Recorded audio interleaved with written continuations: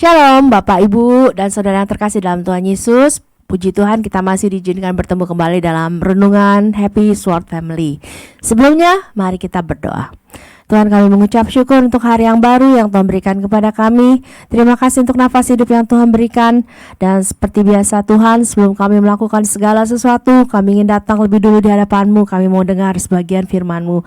Biarlah kiranya Tuhan firman-Mu yang kami dengar pada hari ini boleh meremah di dalam hati kami dan kehidupan kami. Dalam nama Tuhan Yesus kami berdoa dan mengucap syukur. Amin. Bapak Ibu dan Saudara yang saya kasih dalam Tuhan Yesus, masih ingatkah Anda dengan renungan yang saya bawakan sebelumnya yang berjudul melihat tapi tidak melihat?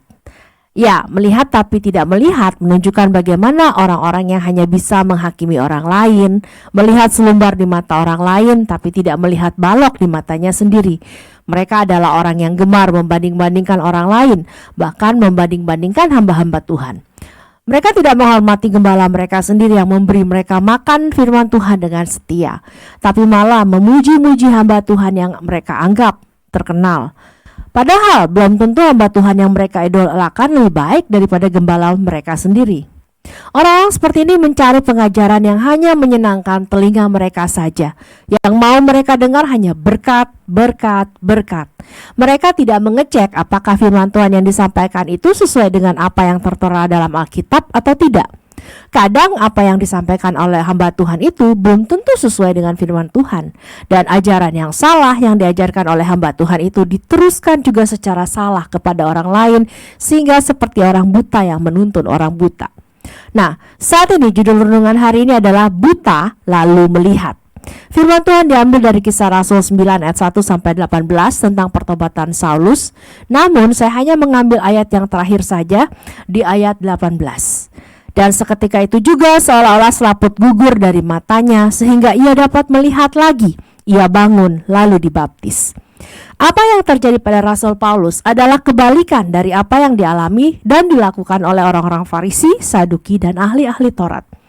Karena pada awalnya Saulus ia buta. Ia tidak mengerti kasih Tuhan. Ia tidak mengerti bagaimana Allah bisa menjelma menjadi manusia dan rela mati untuk menanggung segala dosa mereka. Walaupun ia adalah orang Farisi dan ia setia melakukan segala peraturan yang diberikan dengan mazhab yang paling keras dalam agamanya, seperti yang ia katakan sendiri dalam Kisah Rasul 26 ayat 5. Namun, apa yang terjadi ketika ia bertemu dengan Kristus secara pribadi dalam perjalanannya ke Damsyik? Setelah bertemu Kristus yang bercahaya, ia menjadi buta selama 3 hari sampai ia didoakan oleh Ananias, salah satu murid Tuhan. Dan seperti yang dikatakan dalam Kisah 9 ayat 18 tadi, dan seketika itu juga seolah-olah selaput gugur dari matanya sehingga ia dapat melihat lagi. Ia bangun lalu dibaptis. Saulus yang kemudian menjadi Paulus yang tadinya buta, tidak mengenal Kristus Allah yang sejati, sekarang ia bisa melihat. Dan setelah ia melihat, ia belajar mengenal Tuhan hari demi hari sampai ia tiba di titik di mana ia mengenal Tuhan dengan benar. Bahkan apa yang sebelumnya dia anggap benar, dianggap berharga, sekarang dianggap semuanya itu sebagai sampah karena dia ingin mendapatkan Kristus yang jauh lebih berharga daripada apapun juga. Bagaimana dengan kita, Bapak, Ibu, dan Saudara yang saya kasih dalam Tuhan? Sudah berapa lama kita mengenal Tuhan? Apakah kita sudah belajar untuk mengenal Tuhan dengan baik atau belum? Mengapa kita harus belajar mengenal Tuhan? Berapa waktu yang diperlukan untuk mengenal Tuhan? Apa yang terjadi kalau kita sudah belajar mengenal Tuhan? Dan sebagainya, dan sebagainya. Ada begitu banyak pertanyaan. Tapi yang pasti adalah kita belajar mengenal Tuhan dari hari ke hari, tiap saat, tiap waktu. Dari firman-Nya, dari bercakap-cakap dengannya, sehingga kita semakin diubahkan, semakin memiliki karakter Kristus dalam hidup kita, memiliki api Roh Kudus dalam hidup kita, berjalan bersama Tuhan senantiasa, dan sebagainya, dan sebagainya. Dengan mengenal Tuhan, kita tidak akan gampang kecewa terhadap orang lain, terhadap pelayanan, terhadap apapun. Seperti Saulus, saat dia bertemu Kristus dan mengenal Kristus, ia malah harus menghadapi banyak hal.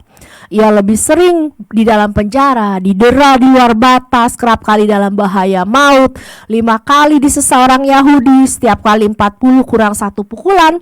3 kali didera, 1 kali dilempari dengan batu, 3 kali mengalami karam kapal, sehari semalam-malaman terkatung-katung di laut. Dan dalam perjalanannya ia sering diancam bahaya banjir dan bahaya penyamun, bahaya dari pihak orang-orang Yahudi dan dari pihak orang-orang bukan Yahudi, bahaya di kota, bahaya di padang gurun, bahaya di tengah laut, bahaya dari pihak palsu. Juga tidak tidur, lapar, dahaga. Kerap kali ia harus berpuasa, lapar dan kedinginan. Dan di sisi lain ia masih harus memelihara semua jemaat-jemaat. Tidakkah itu luar biasa? Mengapa Paulus bisa menerima semua penderitaan itu? Karena mata rohaninya yang tadinya buta sekarang melihat Kristus. Sekarang bagaimana dengan kita? Masihkah kita gampang ngambek, gampang tersinggung, gampang marah satu sama lain antara saudara seiman dengan sesama kita yang lain, tak itu tetangga, teman, bahkan saudara sendiri? Mari kita belajar untuk lebih lagi mengenal Kristus sehingga kita dimampukan untuk menerima segala hal, sekalipun itu pahit atau menyakitkan hati kita. Kita dapat menerimanya karena kita mengenal Kristus yang sejati. Kita dapat mengikuti teladan dari Paulus. Kita dapat mengasihi sesama kita seperti kita mengasihi diri kita sendiri. Kita dapat mengasihi orang-orang yang memusuhi kita, bahkan kita dapat mendoakan mereka. Mari kita bersatu dalam doa. Tuhan, kami mengucap syukur buat firman-Mu pada hari ini.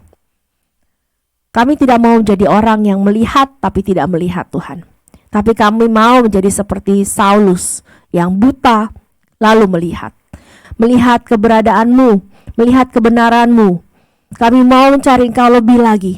Kami mau Tuhan mendapatkan Engkau lebih lagi. Kami mau membuang segala apapun yang tadinya kami anggap berharga bagi kami, untuk mendapatkan Engkau ya Kristus, karena Engkau lebih berharga daripada apapun juga. Ajar kami Tuhan untuk melihat Engkau. Ajar kami untuk menemukan Engkau Tuhan. Ajar kami untuk hidup bergaul dengan Engkau senantiasa di dalam kehidupan kami. Terima kasih Tuhan Yesus. Kami mau serahkan kehidupan kami sepanjang hari ini di dalam nama Tuhan Yesus. Haleluya. Amin.